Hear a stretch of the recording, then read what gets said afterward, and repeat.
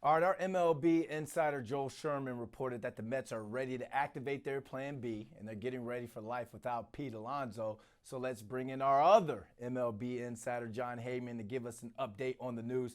John, I thought the Juan Soto news was going to keep you guys busy, but this Pete Alonso news has you guys booked and busy. So thanks for coming on with this. Last time we talked, you said that there was still a big gap financially in the contract talks between the two sides. So do you think that the Mets are really ready to potentially move on from Pete, or do you think this is some sort of negotiation tactic being played out publicly? I like the way you put that, potentially move on. I think that's fair. I think they may move on. I think we've heard the word pivoting. They certainly are going to look at other alternatives, see how they play out. I would say, it's less likely that they figure this out, but the reality has remained that the gap is still large. I think Pete felt that once he compromised on the 3 years on the term of the talk in the talks, that maybe the Mets would compromise on the money, and so far they haven't. So it is still a major gap, and at this point, the Mets are looking at other options. Whether they act on those other options, I'm not sure. I do believe they are going to act on some of the bullpen options, though. All right, so the money's not there. They just re-signed Jesse Winker earlier today. So do you think re-signing Jesse kind of played into that decision to possibly or potentially move on for Pete? And if they are, the fan base wants to know what's their post-Pete plan, John?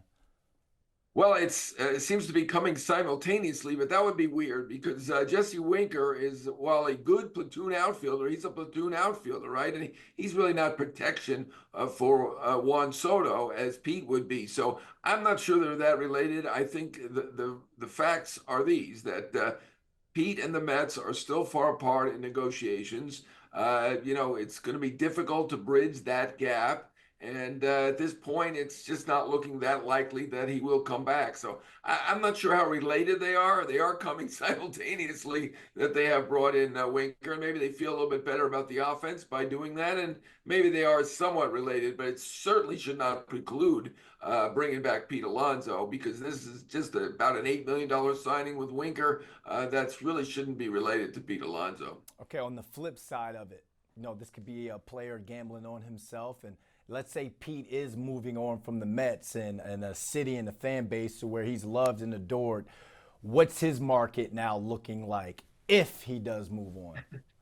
Well, I think the first base market in general has not been what he expected and what we expected, but I do think there are other options. Certainly, Toronto looks like another option. Could Boston be? Potentially, they've been out there looking at a trade for their first baseman, Tristan Casas. So maybe that's an option. The Angels certainly have looked at Pete. Seattle needs offense. San Francisco has been considering adding some more offense. So he's got about 5 or 6 teams that are potentially other options. But I mean, that first base market ain't what it used to be. I mean, the days when Prince Fielder got 214 million for 9 years, those seem to be long gone, and I guess we got the hint of that recently. More recent signings with the Hall of Fame bound World Series hero, Freddie Freeman, only got a $162 million deal, a lot of it deferred, worth about 140 something million.